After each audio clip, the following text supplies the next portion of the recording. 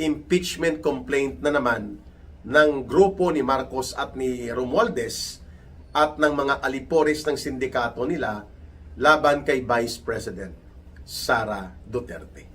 So, ang challenge ngayon ng taong bayan, kung hindi kayang pigilan ni Luistro ang kanyang pangangati, hindi sa kung anong bagay, kundi pangangati ng kanyang kagustuhan na si Sara Duterte ay durugin niya, edi isalang mo na ang iyong committee report sa plenary. Bigyan mo na ng kopya, tapusin mo na. Huwag ka nang mag-mini trial, huwag ka nang mag-inarte-artihan dyan. Huwag ka nang mag-artista-artista na magpapatawag ka pa ng mga committee hearing. Wala na yun eh. Alam naman namin, alam ng taong bayan. You already have the numbers. More than enough to more than enough to make a decision na magkakaroon ng minimum of 108 signatories upang maiakyat na mula sa kapulungan ng House of Representatives papunta sa Senado, matransmit nyo na. So wag ka na mag-inarte. Ang mga pagsirit ng presyo ng langis na ini-expose ni Senator Marcoleta na 2 billion pesos on the average ang kinikita na tubo ng mga oil petroleum companies na ito, ng mga monopolista sa industriya at korporasyon ng langis sa Pilipinas. Karagdagan yung 2 billion sapagkat nagtaas po sila ng almost 30% or mahigit pa sa presyo ng produktong petrolyo. Simula nang magkaroon ng Middle East crisis o yung pagsiklab ng armadong tunggalian ng Iran laban sa Estados Unidos at sa bansang Israel na nagbunga man ng malawak na tensyon at ng krisis hindi lamang sa rehiyon ng Gulf o Gulpo o yung paligid ng Middle East region, kundi sa buong pandaigdigang ekonomiya at pandaigdigang merkado ng produktong petrolyo. Sa puntong ito, magbibigay po tayo ng update at pagpapaliwanag. Hinggil po dito sa idinulog sa Korte Suprema kahapon o the other day ng mga volunteer lawyers na nagtatanggol sa konstitusyon at hindi pumapayag na mag-abuso at lapastanganin ang proseso ng batas at ang saligang batas lalo na at ito ngayon ay nakikita ng mga mamamayan kung paano po binabastos at binabalahura ang ating mga proseso ng batas dyan po sa Committee on Injustice ng House of Representatives. Yan na po ang tawag sa komitiba dahil kay Speaker may maleta tayo. Dahil kay Speaker may flood control na ninakawan ng taong bayan ng flood control ng trilyon-trilyon. Dahil kay Speaker, itong hambog at arogante na si Luistro na akala mo korte at hukom siya pag umasta na sagawa ng mga warning, mag-issue ng mga subpoena kung ano-ano dahil wala silang hawak na ebidensya laban kay Vice President Sara Duterte. So pinipilit nila itong kanyang sidekick, ang alipores niya itong si Tuta Ridon na wala din pong ginawa, parang hindi abogado kung umasta sa pag-abuso niya sa kanilang diskresyon dyan sa Committee on Injustice ni Martin Tambaloslos. Lahat ng ito nasaksihan ng taong bayan, mga kababayan. At dahil dyan, timing at nagkaroon po ng lakas ng loob at paninindigan ito mga ilang volunteer lawyers na pinangunahan po ni Attorney Israelito Torion at nila Attorney Jimmy Bundok among other lawyers na isampa na po sa Korte Suprema, idulog na itong question ng due process and equal protection of law as well as itong ginagawa na grave abuse of discretion and authority nang aabuso sa kanilang pribilehiyo at sa kanilang otoridad na hindi naman nila sakop na magsagawa ng tinatawag na fishing expedition laban kay Vice President Sara Duterte. Ako po naniniwala na hindi ito tungkol kasi sa pag-respect ng proseso o kaya ang pagbibigay ng hustisya at makatarungan na pag-observe ng batas sapagkat alam naman po natin na kontrolado ni Martin Tambaloslos at ni Marcos Jr. ang numero sa House of Representatives. At dahil dyan, mas nagiging hambog at arogante na labagin ang proseso, bastusin ang batas nitong mga tauhan ni Romualdez at nila Marcos sa katauhan nitong ni Loistro at nila Ridon, nila Lula Layla de Lima at ng mga komunistang teroristang party list ng CPP, NPA, NDF na nagpapapel at nagmamaniobra sa propaganda nila dyan sa loob ng House of Representatives. So dahil may numero sila, they can only need the minimum of 108 signatories para mabuo ang desisyon sa impeachment laban kay Vice President. They don't care about kung may evidence. They don't care itong grupo nila Tambaloslos at mga tauhan niya sa sindikato niya. They don't care about the process because they have the tyranny of numbers. Granted na po yan. No? Ibig sabihin mga kababayan, baka mahigit pa sa 108 signatories ang makukuha nila. Kasi nga, karamihan dyan swapang, buaya at gahaman na nasusuhulan. At yan naman po ang kaibahan sa Senado. Marami po ang hindi nasusuhulan at hindi po natatakpan ang kanilang mata at tenga sa katotohanan. Mayroon pong naiiwan pa na kahit papaano respectable numbers sa mga senador. Pero dito sa House of Representatives, ang kailangan lang po ni Marcos at ni Romualdez, minimum 108 signatories. Okay na sila. Mapapaakyat na nila papunta sa Senado o ang tinatawag na transmittal of the articles of impeachment. O bakit pa pinapatagal? Bakit pa nagsasagawa ng mini trial? Wala naman palang problema sa numero. Sapagkat gusto nila talagang ipahiya, lutuin sa propaganda at dumugin ng political demolition attack si Vice President Sara Duterte. Sapagkat pagdating sa Senado, hindi na nila basta-basta magagawa yan, na hindi makakapagdepensa o nang hindi mabibigyan ng oportunidad na makapagtanggol si Sara Duterte ng sarili niya pagdating sa Senado. Should there be a transmittal of the articles of impeachment and should there be a trial to proceed upon the convening of the Senate into an impeachment court. Pagdating sa Senado po, hindi nila basta-basta yan madudumog at hindi nila basta-basta maa-ambush ng maruming laro sa propaganda at demolition job si Vice President Sara Duterte kasi pwede na siyang lumaban, patas na doon May mga abogado na siya at hindi na makokontrol ni Tambaloslos at ni Marcos direkta ang Senado. Bagamat nandyan si Tito Soto na tinatawag na Tota Soto at si Ping Lacson, pero mayroon na pong iba pang senador na mas matino at mas maayos na pwede pong mapigilan itong diskarte ng black propaganda at dirty political operations against Sara Duterte when it comes to a full trial at the Senate. Kaya dyan pa lang po sa Committee on Injustice ng House of Representatives, atat na sila na pilitin at pilitpitin si Vice President Sara Duterte na mag-attend.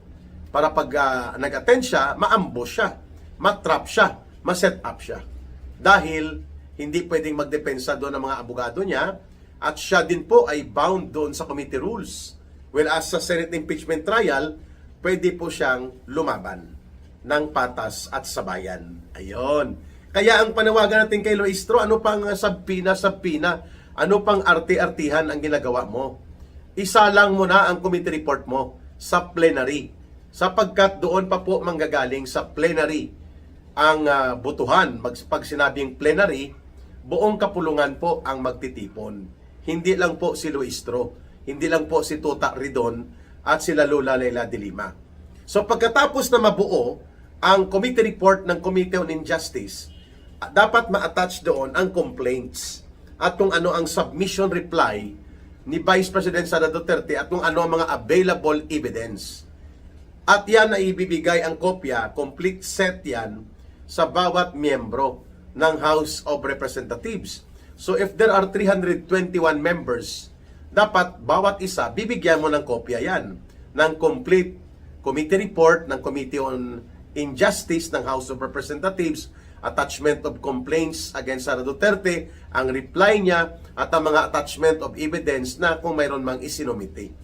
At yan ay pag-aaralan ng mga miyembro, bawat isa sa 321 members ng House of Representatives.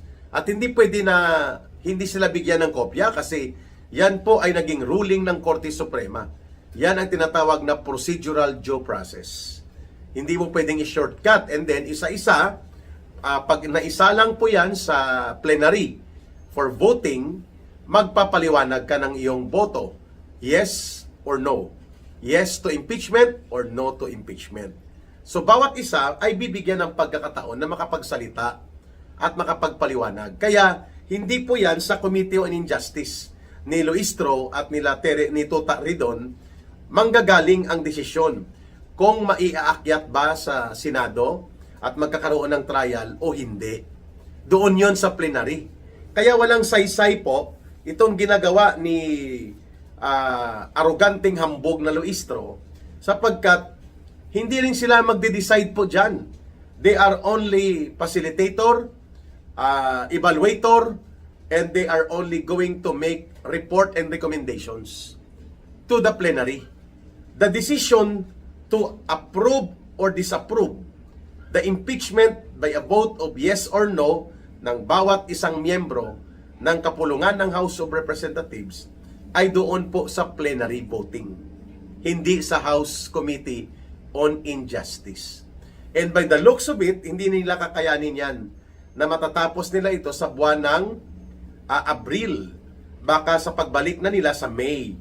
So we are looking at the possibility na i-transmit nila ito matapos po ang pag-comply sa proseso ng tinatawag na procedural requirement of due process, mga kalagitnaan o katapusan ng May para sa first week of June, upon the resumption of the session both ng Senado at ng House of Representatives, ita-transmit na po nila ang resulta ng plenary decision on the impeachment complaint versus the Vice President. Pero, pagdating sa Senado, ang Senado may also decide kung ipagpapatuloy ba nila o hindi ang impeachment trial. May nakikita ba silang sapat na batayan o wala para mag-proceed ang trial.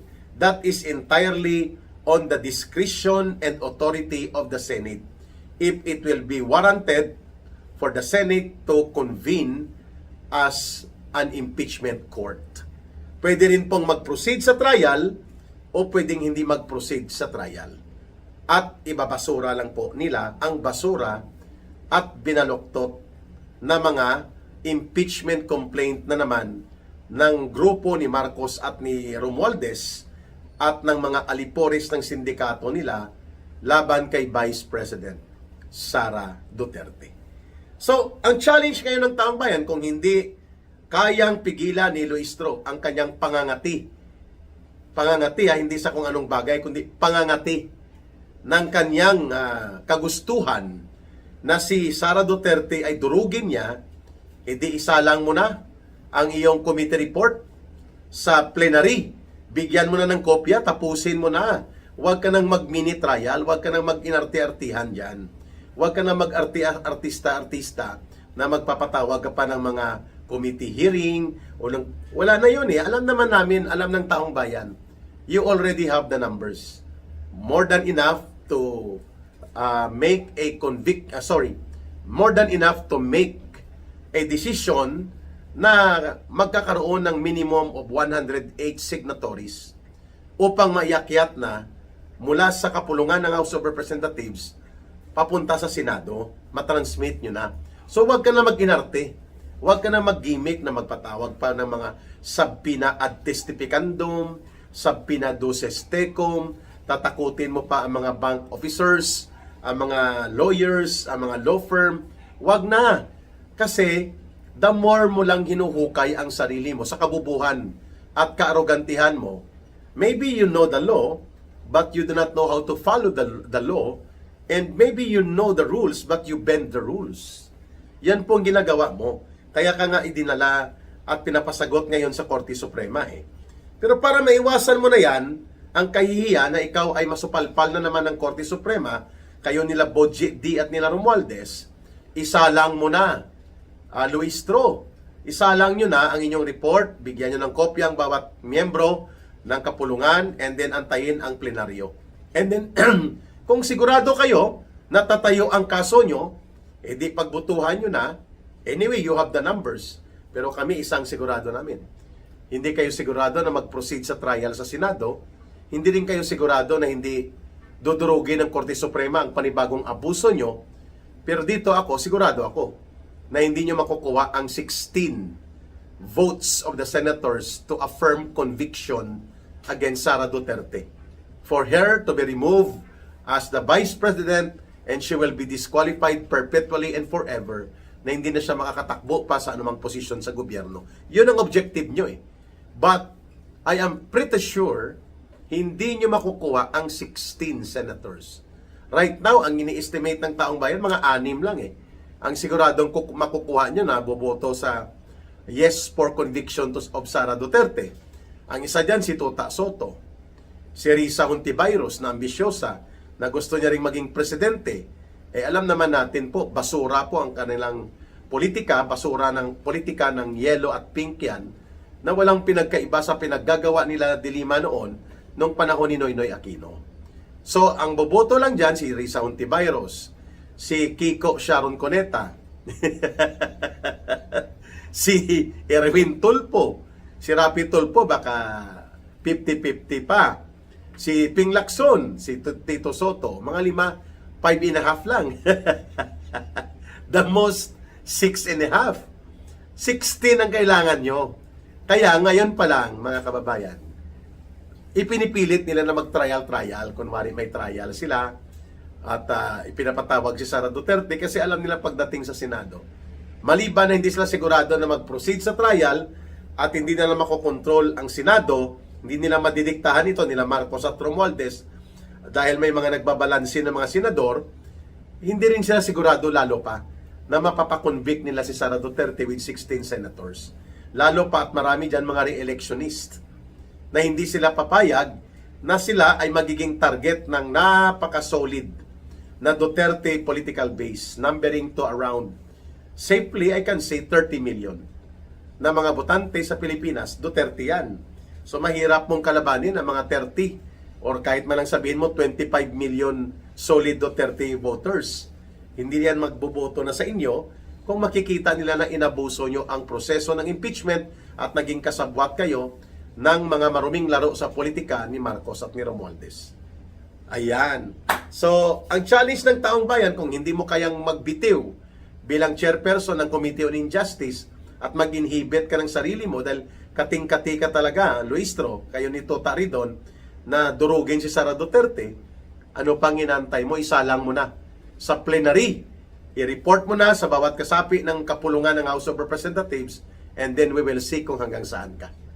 Let's try. Kung kaya mong iakyat yan sa Senado, at pag inakyat nyo, tingnan natin kung kaya nyong durugin si Sara Duterte in a fair and open trial sa Senate, kung sakali mang ito ay i-convene bilang Senate Committee or Senate Impeachment Court. Yan po natin ang pananaw, itong lumalawak at lalo pang patungo sa pagluba na krisis sa langis at ekonomiya sa Pilipinas. At maganda po kung magbigay tayo ng mga konkreto na punto de vista at mga halimbawa kung bakit habang nananatili dyan si Marcos Jr. at hindi niya nauunawaan at hindi niya inaalam ng tama, ng may puso at ng may tamang isipan, ang problema ay pwedeng sumambulat nga ang krisis na ito to a degree deeper than we expect, na mas marami po at malubha ang epekto nito sa buong sambayan ng Pilipino. Una, ang industriya ng langis sa Pilipinas po ay napakahalaga na dapat hindi sana ito na privatize at hindi ito na deregulate. Ang pag-privatize ng Petron noong panahon ni Cory Aquino at lalo pang lumakas ang privatization sa panahon ni Ramos nawala po ang ating 40% na interbensyon sa market ng oil products sa Pilipinas.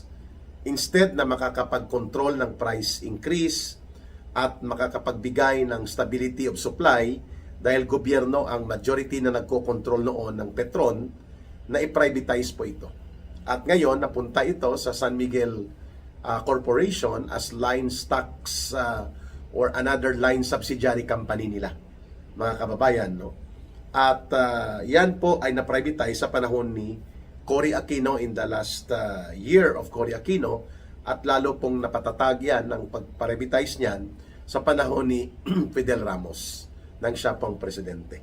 So, nawalan tayo ng Petron, nawalan tayo ng 40% intervention power sa merkado ng langis.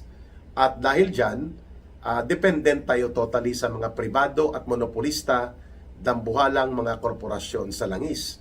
Ang Shell, Petron, Caltex, at ang iba pang players like Sea Oil at yung Phoenix Petroleum.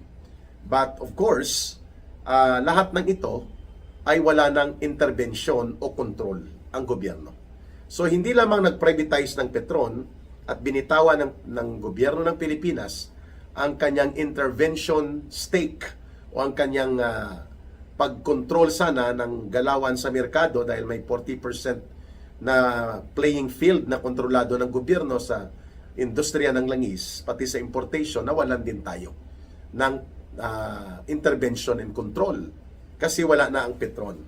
Mas lalo po itong lumubha dahil nag-full deregulation po ang oil industry. Ibig sabihin, tinanggal na ng gobyerno ang restriction sa pricing, sa distribution, sa importation, at sa pagpapatakbo at pag-andar ng buong industriya ng langis. Monitoring na lang ang naiwan po sa otoridad ng gobyerno, nang sa ilalim po ni Ramos, hindi lamang ang privatization ng Petron ang naging hadlang sa pag-stabilize ng ating industriya ng langis, kundi mas lalo pang lumubha nang ito ay nakontrol ng tuluyan, absolute control ng mga private monopoly oil corporations ang nangyari sa atin nung tayo ay pumasok sa deregulation law. Pag sinabing deregulation law, tinanggal na ng gobyerno ang kanyang control, restriction, and anumang semblance or level of intervention. Nawala na ito lahat. Kaya, ang mga pagsirit ng presyo ng langis na ini-expose ni Senator Marcoleta na 2 billion pesos on the average ang kinikita na tubo ng mga oil petroleum companies na ito, ng mga monopolista sa industriya at korporasyon ng langis sa Pilipinas. Karagdagan yung 2 billion sapagkat nagtaas po sila ng almost 30% or mahigit pa sa presyo ng produktong petrolyo. Simula nang magkaroon ng Middle East crisis o yung pagsiklab ng armadong tunggalian ng Iran laban sa Estados Unidos at sa bansang Israel, na nagbunga man ng malawak na tensyon at ng krisis hindi lamang sa rehiyon ng Gulf o Gulpo o yung paligid ng Middle East region, kundi sa buong pandaigdigang ekonomiya at pandaigdigang merkado ng produktong petrolyo. So, in the last 4 weeks, mga kababayan, yun po ang nangyari sa ating bansa. Tuloy-tuloy lang, no, mga kababayan, ang pagkakaroon nito mga krisis sapagkat wala na po ang interbensyon ng gobyerno at hindi na po natin nakokontrol ang presyo. And imagine, ang consumption po ng Pilipinas ay nakasandig sa importasyon, pag-i-import po ng produktong petrolyo. And because of that, 75 million liters ang konsumo natin mahigit every day. Yan po ang problema natin ngayon dahil nakasandig yan sa pribado at mga ganansya ng mga kapitalista at monopolista sa industriya ng langis. So dapat nag-nationalize tayo. Bagamat hindi yan nagawa ni Gloria Macapagal Arroyo, ni Noynoy Aquino at ni Pangulong Duterte, pero dapat pa rin nating talakayin ito, na ang mga sensitibo na industriya ng langis, mga transportasyon at mga mahahalagang aspeto ng ating ekonomiya ay hindi dapat nasa kamay absolutely ng pribado at mga monopolistang oligarko at mga kumpanya nila at korporasyon sapagkat ganansya ang habol nila. Imagine, nag-i-import tayo, mga kababayan, ng halos 400,000 mahigit na barrels of oil every day and we consume 75 million liters a day, mahigit pa. No? Close to 71 or close to 76 million liters. Yan po ang problema dahil mayroong privatisasyon, mayroong deregulasyon at inabandonanan ng gobyerno ang kanyang responsibilidad na pangalagaan ng ating mga mamamayan. Kaya magkaiba po at malayong-malayo ang presyo ng produktong petrolyo sa Malaysia, sa Indonesia, sa Vietnam sapagkat mayroon pong regulation, may control at may intervensyon ng kanilang gobyerno at may mga subsidy na ibinibigay po para hindi sumirit pataas ang produktong petrolyo, manatili itong stable. Mantakin mo ang diesel natin ay in the last 2 weeks naging 120 pesos per liter, ay samantalang sa Malaysia, Indonesia, Vietnam, at Thailand, nasa presyo lang po between 50 pesos to 60 pesos equivalent. Malayo, doble sa kanila. Ang diferensya, bawas ng doble. Dahil mayroon pong government subsidy, mayroon pong government intervention, mayroon pong regulation sa market and pricing, at pati sa importation at supply. Hindi pinabayaan ng kanilang gobyerno. That should be the long-term strategic direction ni Marcos at ng kanyang gobyerno kung nais niya talagang ipakita na mayroon siyang concern, pagkalinga at pag-aruga sa taong bayan. Hindi yun ang direksyon niya. Ang direksyon niya manikluhod, lumuhod at makipagsabuatan sa mga monopolista at mga pribadong korporasyon at mga dambuhalang oligarko na nakikinabang sa industriya ng langis instead of asserting the right of the state to protect its own people. Mantakin ninyo 2 billion pesos po ang dagdag na kita kada araw. Simula po ng 3 linggong nakaraan sapagkat ang ibinibenta sa atin na mga produktong petrolyo ay imported 32 or 34 days ago. Ibig sabihin po na sa old price yan at sa lumang presyo at taripa pa, therefore dapat ibinibenta yan ng nasa rate ng dati itong nabili.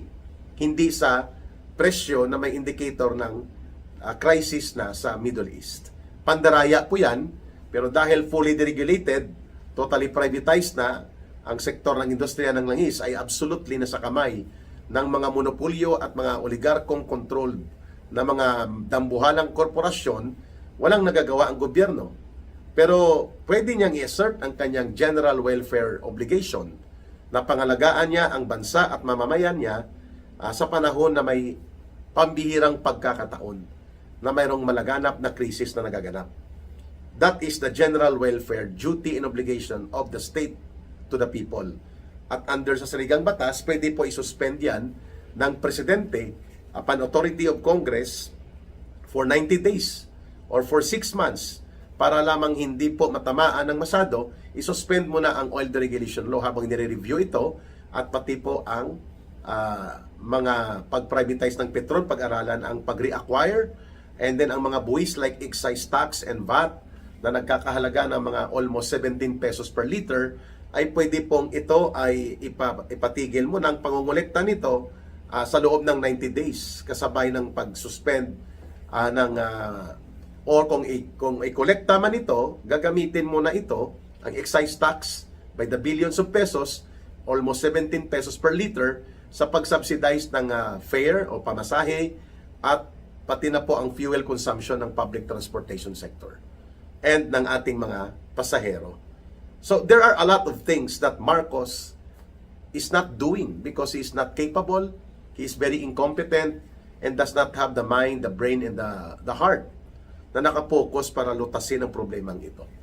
Kaya ako nananawagan na dapat ibasura na ang oil deregulation law, ibalik na po ang intervensyon ng gobyerno sa sensitive na sektor ng enerhiya because 98% ng ating resources sa pag-andar ng ating ekonomiya nakasandig sa oil products, no, sa petroleum products, at almost 100% ang importation natin sa produktong petrolyo dahil hindi po natuloy ang joint venture and joint undertaking ng bansang China at ng Pilipinas dyan sa may area po ng West Philippine Sea, pati sa may Benham Rice or Philippine Rice, at pati po yung mga malampaya natin, wala rin na itulong na mga explorations na ito, at napakarami po ng pwedeng itap na resources dyan sa West Philippine Sea, dyan sa may area ng Scarborough Shoal, dyan po sa may Benham or Philippine Rice, pati sa Surigao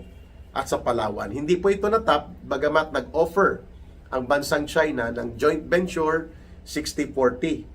60% sa Pilipinas, 40% sa China. Sila ang magkakapital, sila din po ang technical and technological support and financial support. Tinorn down po yan ng Supreme Court during the time of former President Rodrigo Duterte. Hindi na po muli nabalikan ito. Therefore, napakahalaga po na may punto de vista tayo ng ugat ng krisis kung bakit hindi natin kaagad napapababa ang presyo ng ating mga produktong petrolyo. We are at the mercy of the oligarchs, the monopolists na mga korporasyon sa langis dahil sa dalawang factor. Yung privatisasyon at deregulation na inabandona ng gobyerno ang kanyang responsibilidad, instead i-nationalize at patatagin ang Petron at ang pag-nationalize ng industriya ng langis. Hindi ito dapat pinababayaan na nakokontrol ng mga dambuhalang bansa o ng mga dambuhalang korporasyon sapagkat ito ay sensitibo sa buong ekonomiya. And pangalawa, yung sobra-sobrang pagbuwis na ipinapataw sa konsumo ng mga mamamayan at dahil dyan, hindi natutugunan ng gobyerno ang pagkakaroon ng subsidy support to the transport sector na siya sanang nakikinabang sa excise and fuel taxes na ginagawa ng gobyerno. Kagaya po ng mga libreng sakay in key cities and key urban areas, sa mga industrial zones, that will be subsidized by the government, pati po ang pag-income, hindi lamang po ng mga pasahero, kundi ng mga public utility and public transportation drivers and public operators. Lahat ng ito ay wala po sa crisis agenda ni Marcos Jr. Kaya dapat namang na ito'y buksan natin sa talakayan upang malaman ng taong bayan na as long as kahit anong sabihin ni Marcos, kung ano man ang kanyang diskarte at gimmick sa propaganda, for as long as wala ang katotohanan na dapat ipa-review at ang pag-reacquire ng Petron to have a 40% share in the market to stabilize supply and price and to intervene again in the industry of petroleum and oil products by removing the oil deregulation law at magkaroon ng regulatory intervention ng gobyerno at hindi niya pababayaan na sinasakmal tayo ng mga dambuhala at buwetre ng mga korporasyon ng langis, the national interest and national welfare must prevail. Hindi po tayo maaampat sa krisis natin. At kung wala tayong strategic and long-term na pagbibigay ng opportunity na tayo ay i-maximize natin ang possibility na napakayaman na petroleum and oil resources sa Philippine Rice, sa West Philippine Sea, at dito po sa Surigao area. Sana po ay mapakinggan ito ng mga nasa gobyerno that the policy of the government and the programs that it take will reflect the actions which are important kung mag-survive tayo o hindi sa krisis na kinakaharap natin, hindi lamang sa industriya ng langis, kundi pati sa buong ekonomiya.